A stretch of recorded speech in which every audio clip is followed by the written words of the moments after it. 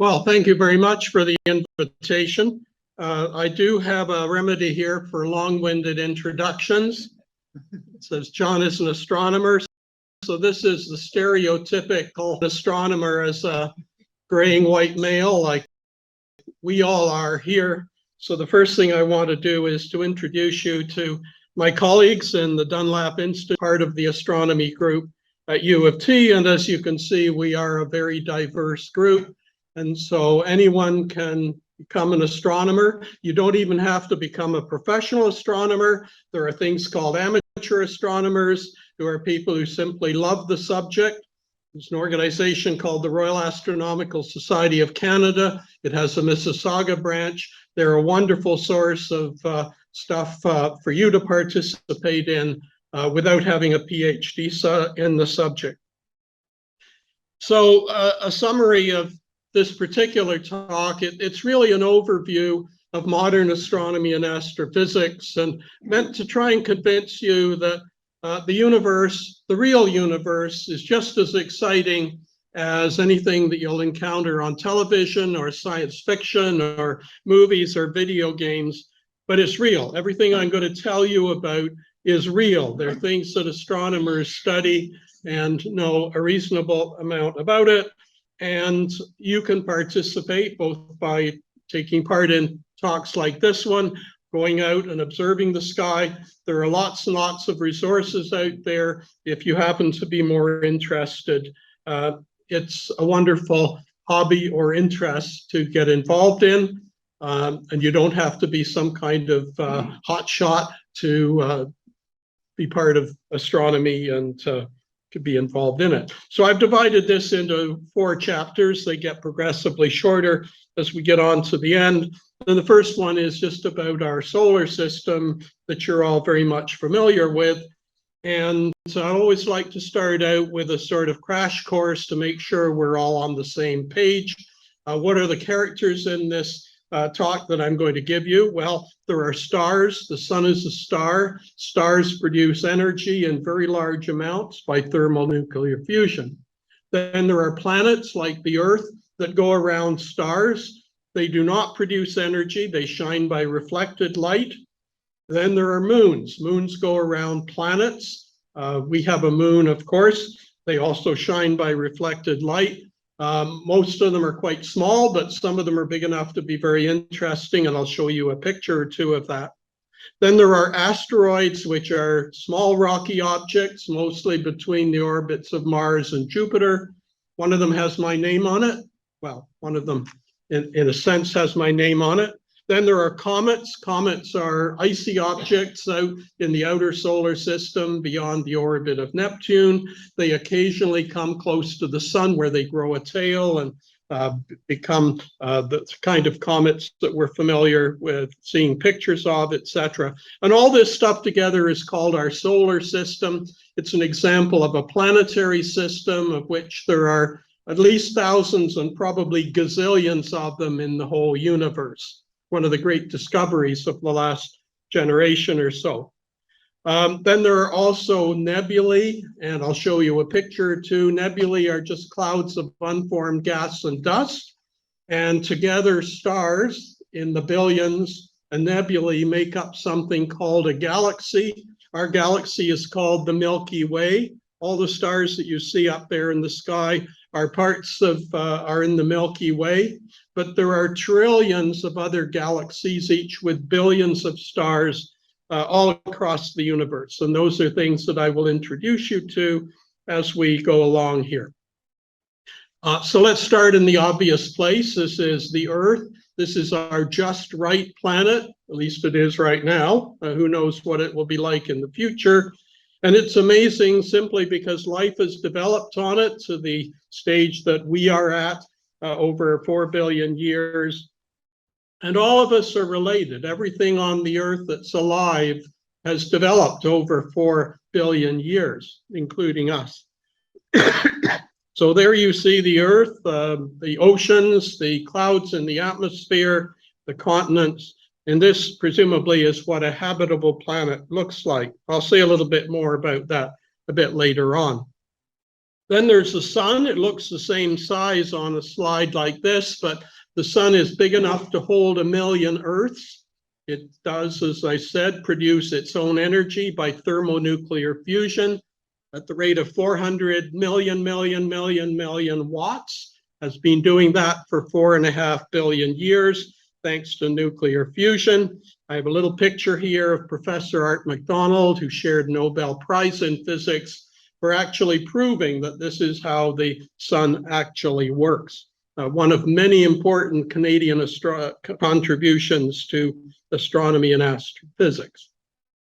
Now, as well as producing light and heat, the sun occasionally produces blasts of radiation. Going back a little bit here, you'll notice these spots on these are sunspots. They're areas of high magnetic field.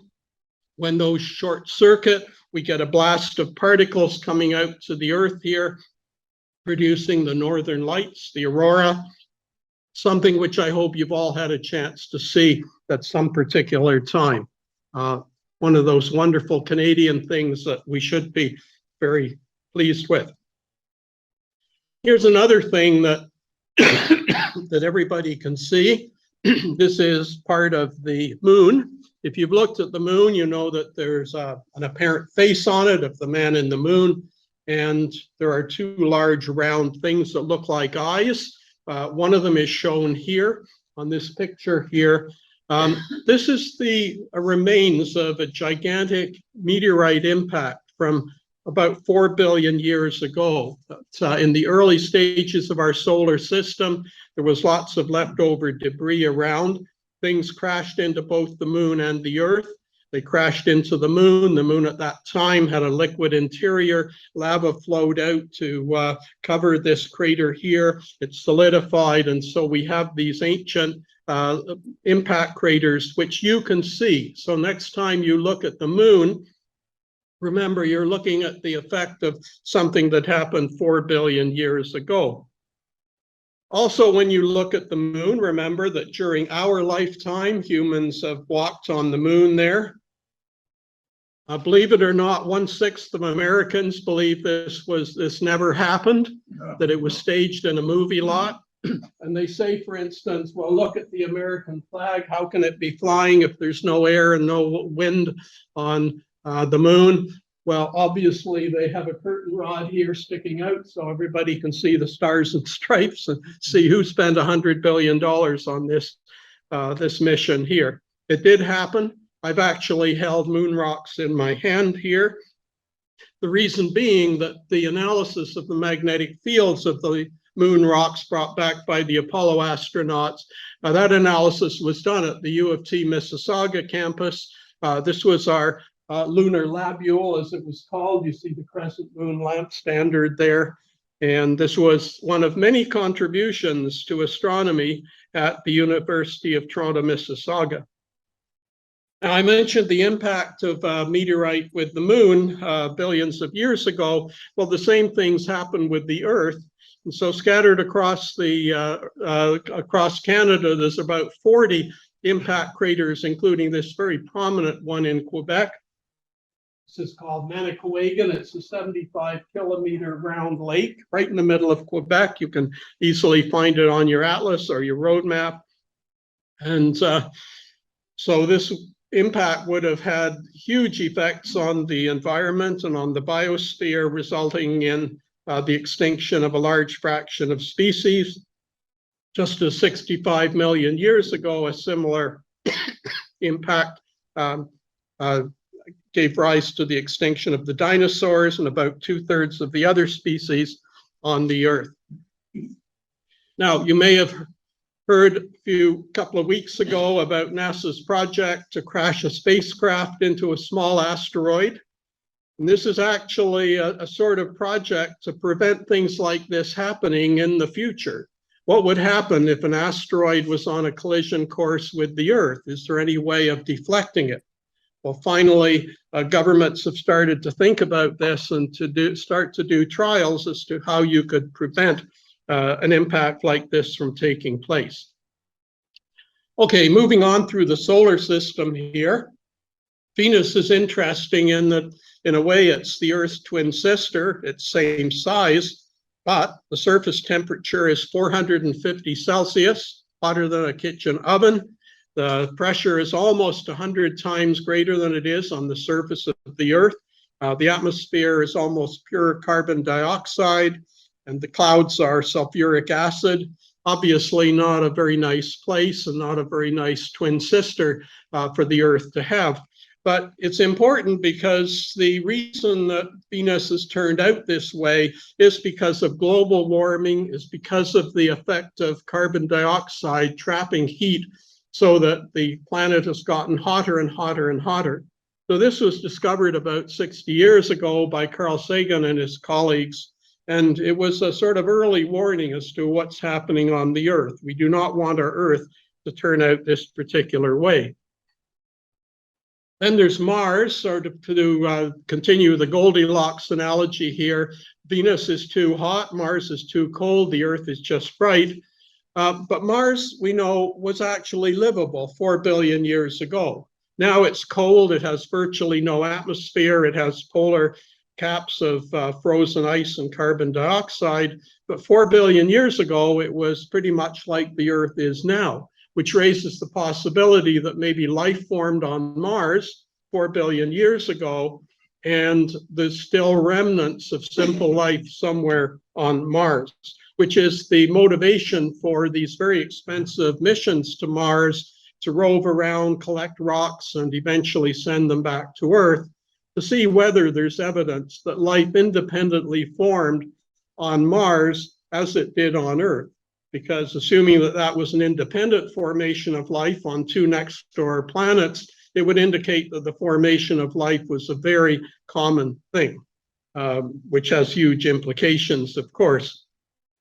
Then there are other planets. If we move out past Mars, the Jupiter, Saturn, they are both what we call gas giants. They're mostly hydrogen and helium. Saturn, of course, is notable because of this system of rings that orbits around it. And if you've ever wondered what those rings are, this is an artist's conception. It's just a huge numbers of chunks of icy material about the size of yourselves.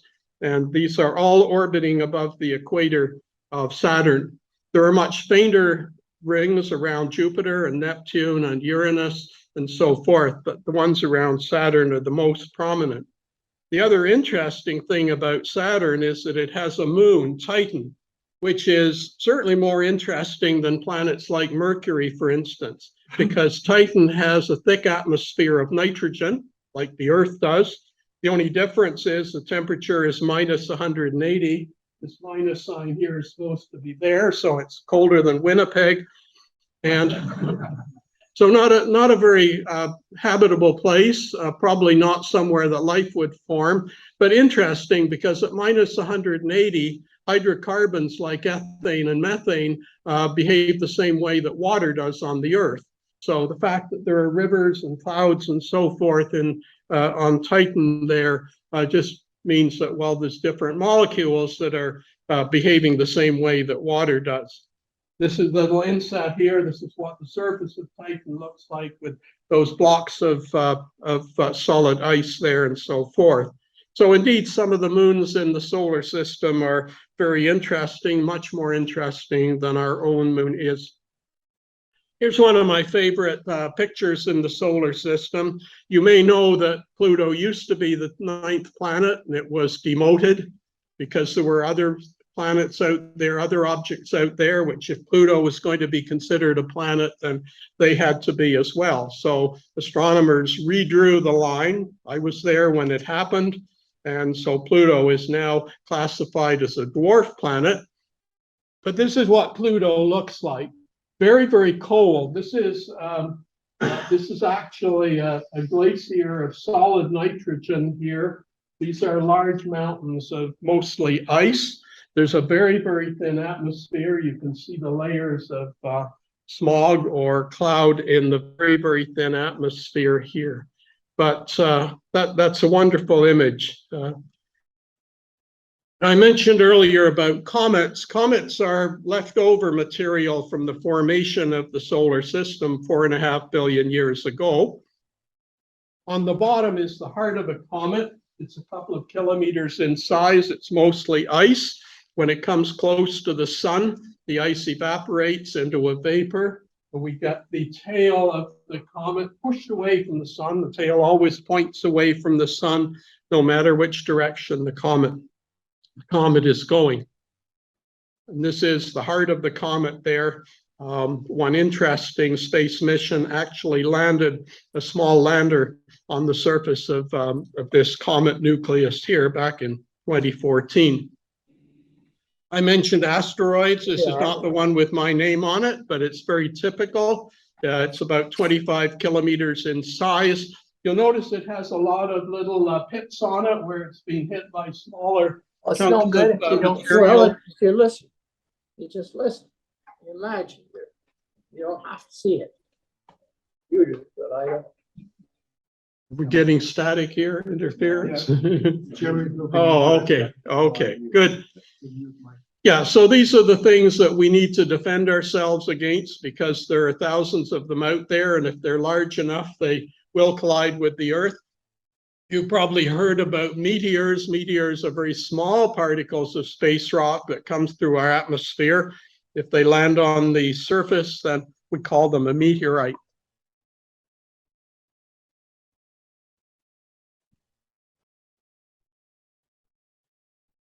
Okay, this is another interesting, this is the most distant object in the solar system that's yet been visited by a spacecraft. It's actually technically a comet nucleus, if you want. We also call these Kuiper belt objects because there's a whole belt of these things out there. So this is about 6 billion kilometers away. It looks kind of like a snowman. And the obvious hypothesis is that it's two of these objects that have got stuck together. And there it is, most distant place in the solar system that's yet been visited by spacecraft. Now, this is a good time to mention something about scale. If you made a scale model of the solar system in which the sun was a beach ball, the solar system would extend outwards about 2 kilometers. So it would kind of cover Oakville. Then the nearest other star would be in New Zealand. So there's a huge empty space between the stars. And for that reason, it's not likely in the near future that we're going to be sending spacecraft to stars. So that means then that we have to come to chapter 2, which is a rather different way of exploring the universe. We can't send spacecraft to nearby stars or very distant stars, so we've used things called telescopes. So in several places around the Earth, notably Hawaii and Chile, where the weather is virtually perfect, you will find large telescopes to collect and focus light, and so it can be studied, imaged, analyzed by astronomical instruments. Canada is a partner in many of these. This is one of 2 telescopes, one in the Chile and one in Hawaii, that are partly owned by Canada, which is why this is an NRC Canada image here.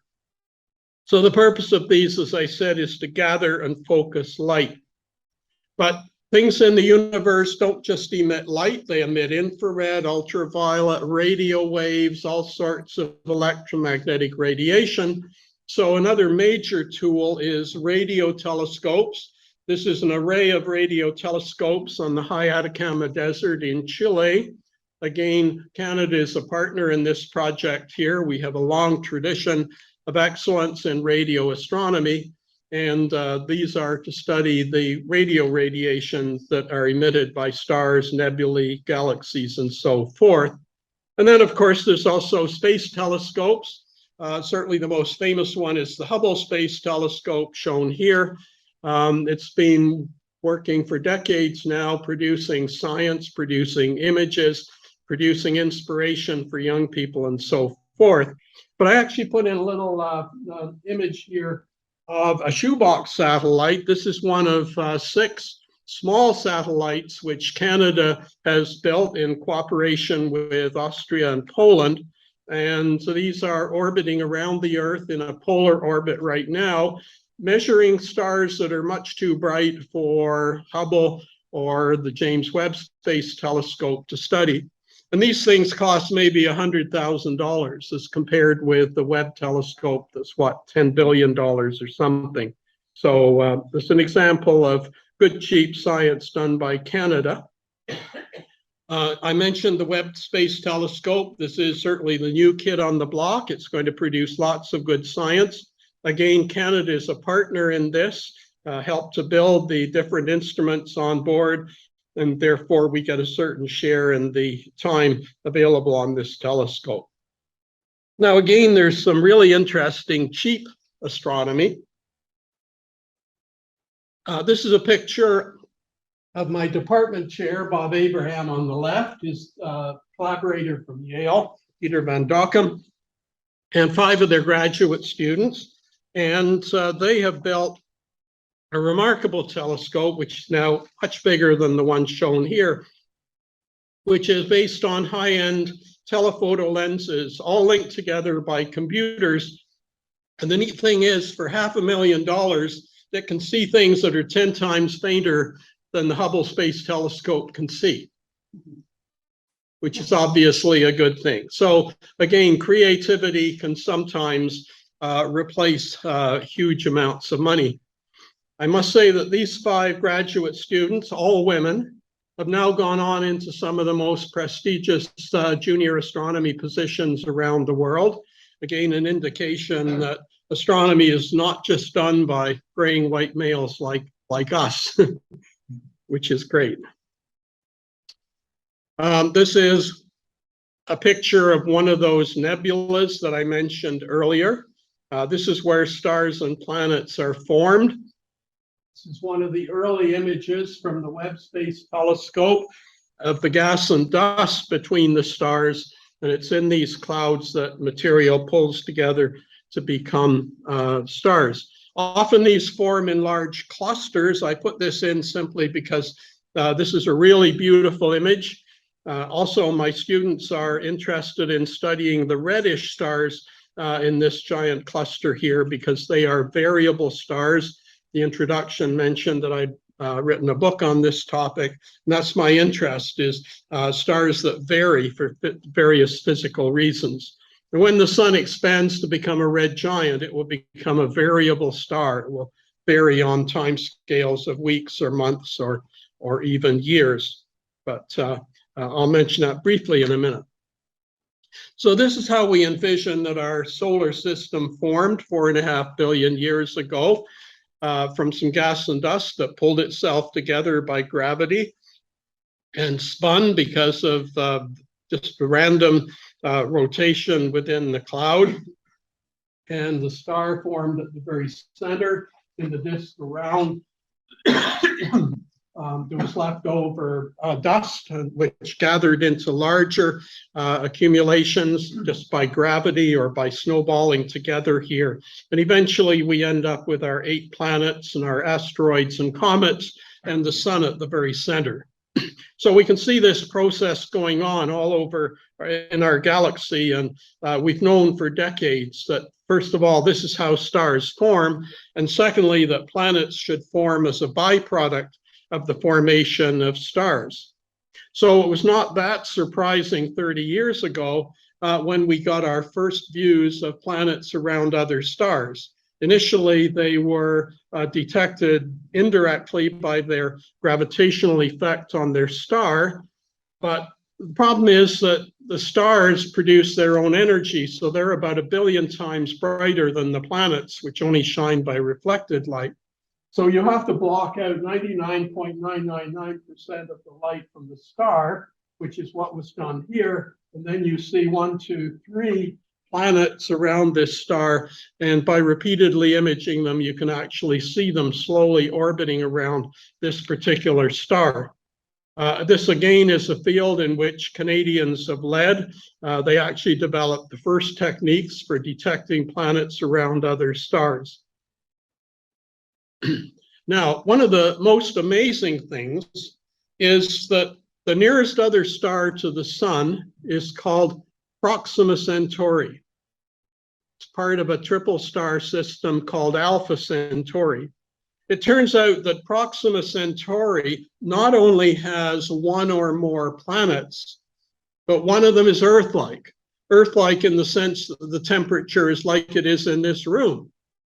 So this is an artist's conception here. That's an artist's conception of the star, Proxima Centauri. This is an artist's conception of the Earth-like planet that's orbiting around it.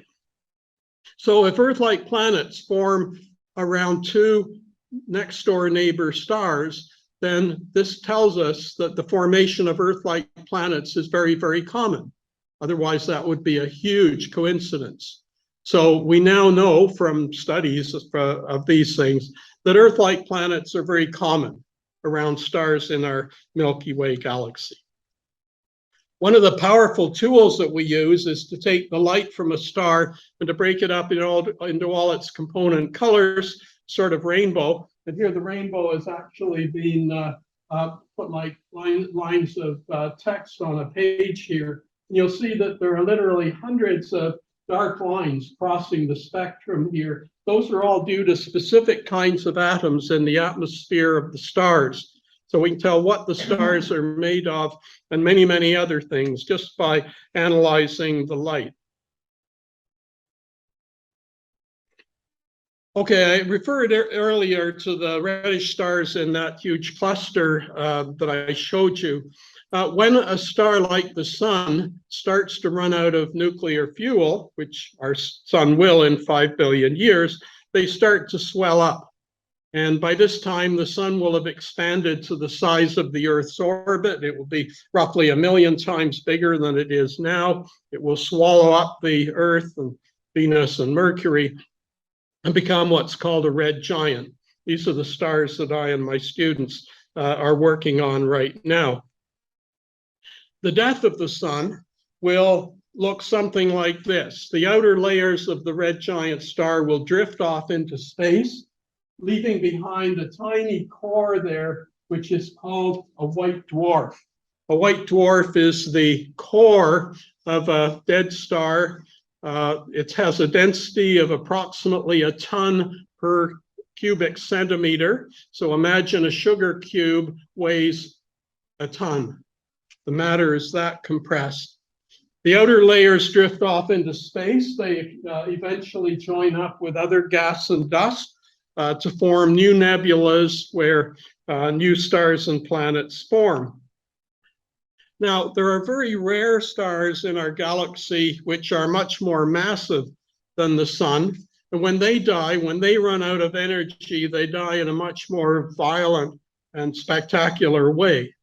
The core of the star simply collapses in on itself because there's no further source of outward pressure because the nuclear reactions have stopped. And that releases huge amounts of gravitational energy, which simply blasts the outer layers of the star off into space.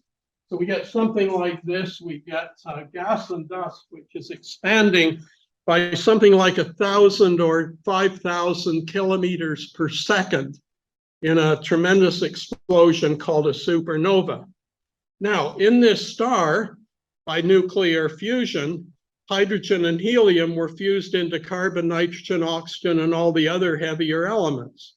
And when the star explodes, those heavier elements are blasted into space, where they become part of new nebulas from which new stars and planets form. And this is what happened earlier in our galaxy's history. So every atom in your body, except hydrogen, was made in the cores of a star like this one here, blasted off into space where it became part of the nebula from which the sun and the solar system formed. Okay, the hydrogen came from the birth of the universe. All the other elements in your body came from objects like this. Now, when the core of the massive star collapses under its own weight, as long as it isn't too massive, it assumes a new configuration called a neutron star. Now, a neutron star has a density of 1 million tons per cubic centimeter. It's like pure nuclear matter. So imagine you've got your sugar cube that weighs 1 million tons. And these things are quite common. There's thousands of them in our Milky Way galaxy. They're the remnants of very massive stars. But there are even more massive stars. If the star is sufficiently massive, then when the core collapses at the end of its life, there's no force that can stop the collapse. So it just collapses and becomes denser and denser and denser until the gravity becomes so strong that nothing can escape, not even light. That's called a black hole. So that's what a black hole is. They come about because very, very massive stars at the end of their life collapse under their own weight and become that dense and have gravities that are that strong. This is an artist's conception of the first discovered black hole. It was discovered because it was a companion of a visible normal star, a massive star, but one which was otherwise normal. And it turned out those two were going around each other. The remarkable thing is that that discovery was made by my late colleague, Tom Bolton, when he was a faculty member at Arundel College, which was the original name of the U of T Mississauga, and the Dunlap Observatory at the University of Toronto. So a very famous discovery from the University of Toronto, and specifically at that time, the Mississauga campus. And it was discovered because by analyzing the motion of the visible star here, you could tell it was orbiting around something that was very massive, very dense, and certainly not a normal star. Sadly, Tom Bolton passed away a couple of years ago, but certainly one of the great discoveries of Canadian science done at the Dunlap Observatory. Now, an interesting question is, suppose you actually had two black holes orbiting around each other. Well, it turns out that friction would eventually get them to spiral in on each other and they'd collapse. And that was first discovered by a totally new technique called gravitational waves, predicted by Einstein 100 years ago as being something that could travel through space, not the same as electromagnetic radiation, but actually waves in space. And they were first detected around 2015, immediately won a Nobel Prize for their discovery here. And so one thing that it suggests to us is, well, this black hole here that Tom Bolton discovered, it's got a black hole here and a very massive star here. What's going to happen to this very massive star here? Well, at the end of its life, it's going to collapse in on itself. And we're going to end up with two black holes orbiting around each other. And billions of years after that, they'll spiral into each other and emit a huge burst of gravitational waves, which can be detected by these new observatories that were built. Okay, chapter 3 takes us into the realm of galaxies. Now, our galaxy, the Milky Way, has about 300 billion stars, and we're right in the middle of it. Well, not at the very middle, but we're within it, so it's hard for us to see it. So here's a picture of a very similar galaxy here, and you'll notice it has this beautiful spiral form here. The stars are concentrated in the central region called the bulge. There's spiral arms here. The sun is out in the suburbs here and one of the spiral arms there. And the total dimension of the galaxy is 100,000 light years. Now, a light year is the distance that light travels in 1 year, going at 300,000 kilometers a second. So that's 10 million kilometers in a light year, and it's 100,000 light years across. So it actually takes 100,000 years for light to travel across the galaxy. And for instance, from the central bulge here to the sun, it takes about 20,000 years for the light to travel, which means that we're always looking back in time when we're looking into space. And I'll mention that in just a minute. This is another picture from the James Webb Space Telescope of a cluster of galaxies here. So each one of these is like the Milky Way, but their gravities are interacting with each other. They're sort of tearing each other apart.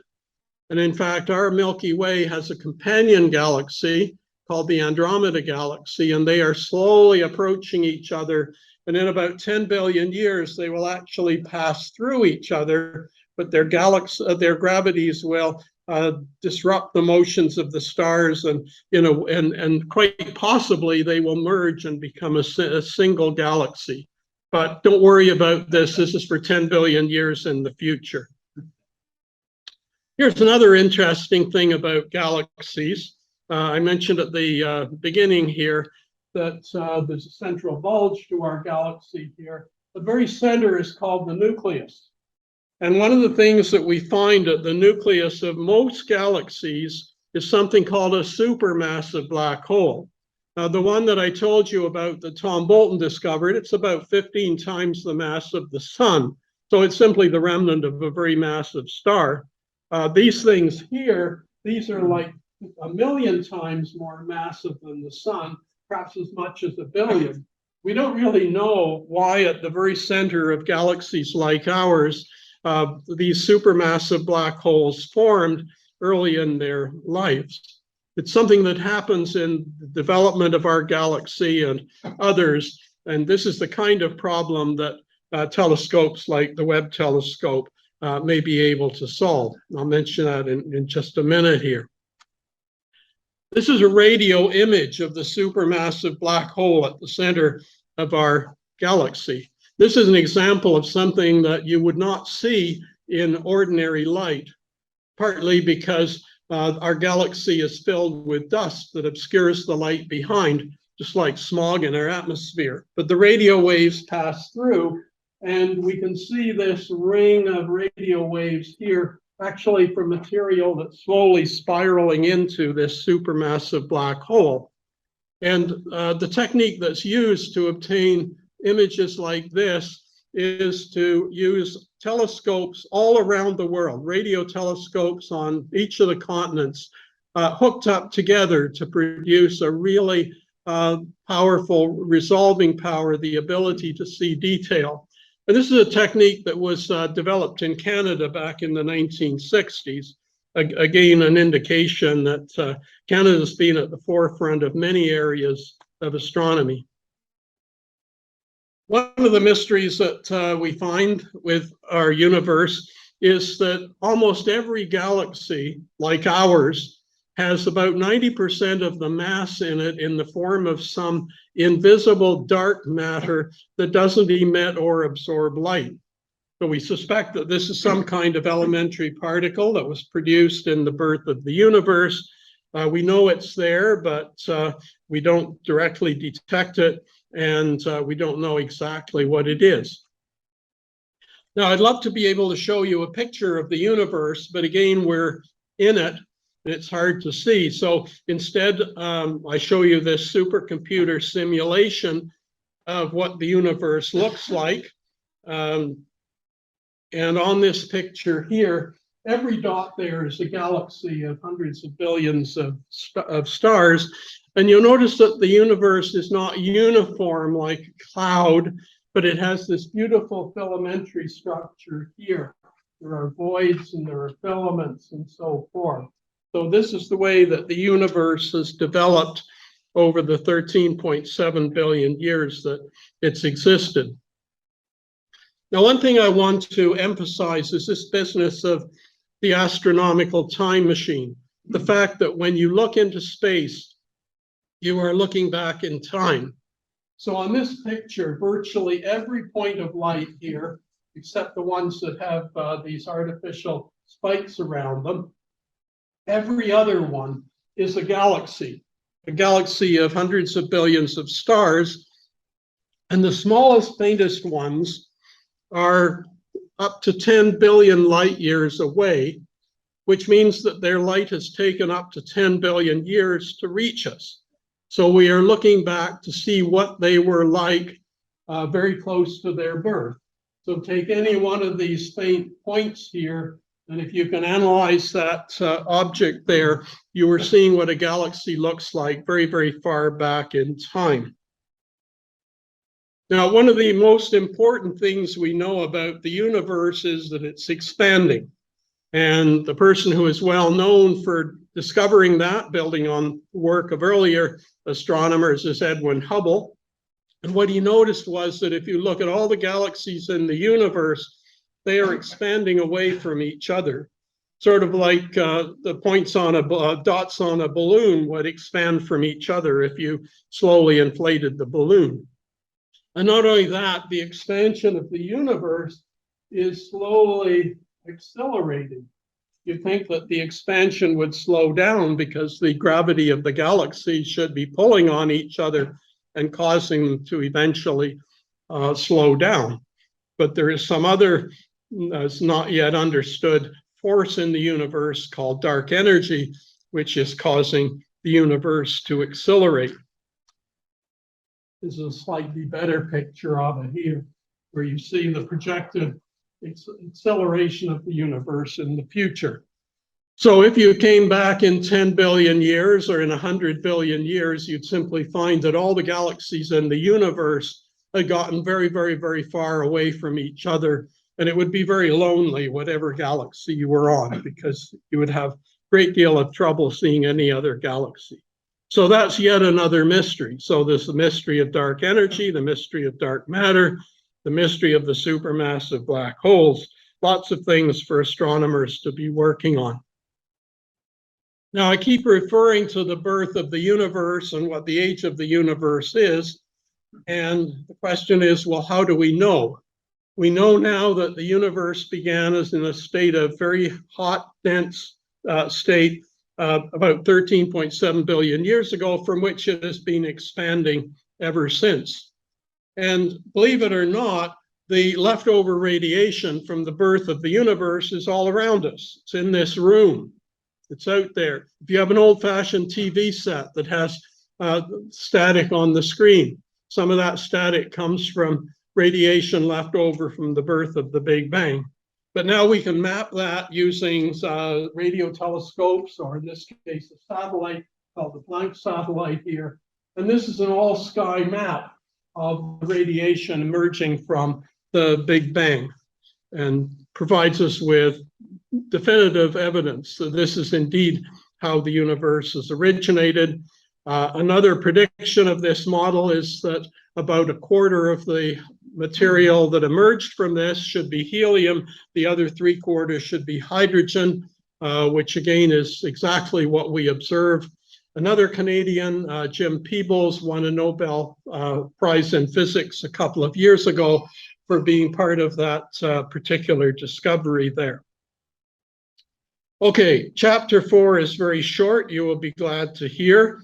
Chapter 4 is about whether in all of these billions of stars and billions of galaxies, life exists in any form.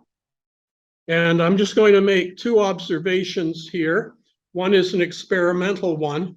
There was a very famous experiment done about 60 years ago by Stanley Miller, who was a graduate student working with the very famous Harold Urey, who showed that if you took the material from the early Earth's atmosphere, simple molecules like water and carbon dioxide and so forth, and you applied energy here in the form of a spark, then after a few days, you would find that those simple molecules had turned into complex pre-biological molecules like amino acids and lipids and carbohydrates and so forth.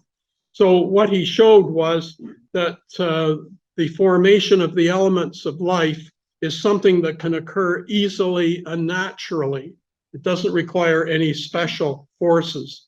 Now, it would be nice if you could go further and take what comes out of this experiment and actually create some living cell out of it. That has not yet been done.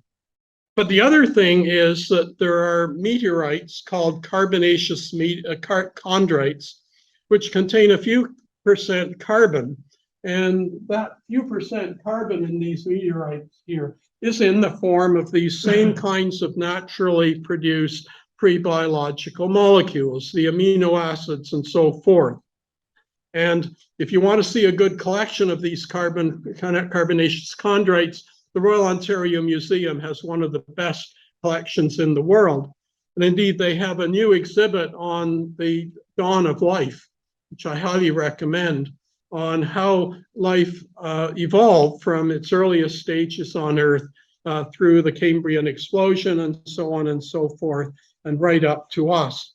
So again, we have actual experimental evidence here that even in the forming solar system 4.5 billion years ago, complex molecules could form naturally and easily. But this doesn't say that life or intelligent life exists, which leads us into the kind of pseudoscientific, the area where you have to be a little bit careful. Because if there was intelligent life out there, it might communicate with us. We might be able to detect evidence of its radio emissions and its television signals and so forth. Or it might decide it wants to visit us, and we have the gazillion-dollar industry of UFOs and all this other stuff that you can see on your so-called documentary channels on your TV set. And I've seen no evidence of that life has ever visited the Earth. Okay, this brings us to the end, and I always like to finish with this slide here. Mr. Osborne, may I be excused? My brain is full. So what I'm going to do is stop at this point here. We've used up our 50 minutes and so forth. And I might add that I can't join you for lunch, but I'm happy to hang around for another half hour or so if people would like to ask questions. Now, it's over to you. Questions on anything to do with anything I've said or not said about the amazing universe. Yes?